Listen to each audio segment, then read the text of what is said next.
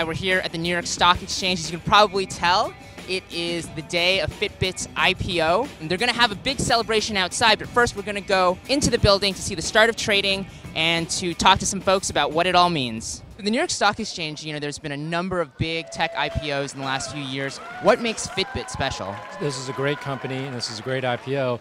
They're kind of at that nexus of technology, health, wellness, and it's also got a great business that investors are interested in. So they've got all those things going up for them. And it's just one of many great companies that are listed here at the NYSE, and we're really excited about it. What interested you and made you invest in Fitbit in the first place? So back in 2008, I started having invested in a bunch of consumer internet companies, and I had this idea that maybe it would be possible to build a hardware company on a capital efficient basis. And I met Fitbit a few weeks later. And so I decided that this was actually a great project to invest in, even though it was very, very early at the time. If you go back a couple decades ago, there weren't as many growth and tech companies listing on the NYSE. That wasn't what we're known for. And today, that's what we're known for. So we've been very successful in the last few years, but this is a great platform for all companies, big, medium, and small, tech and non-tech. So we're just very lucky that we've been having the success in that sector now. Having moved from, the sort of app and software space and, doing some hardware investments, do you think that the investment strategy sort of transfers well, or do you have to really think about it differently? Or you really have to think about it completely differently.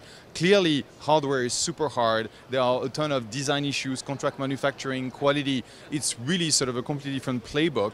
And to be very candid, when I invested in Fitbit, I had really no clue as to how hard that was going to be. And so I feel very, very lucky that we end up today, listing on NYSE. But it's really sort of interesting, especially as the ecosystem has really built up in a massive way around hardware startups where, as I said, Fitbit really got off the ground in the dark ages of hardware investing. Right now, it's still hard, but it's much easier for entrepreneurs.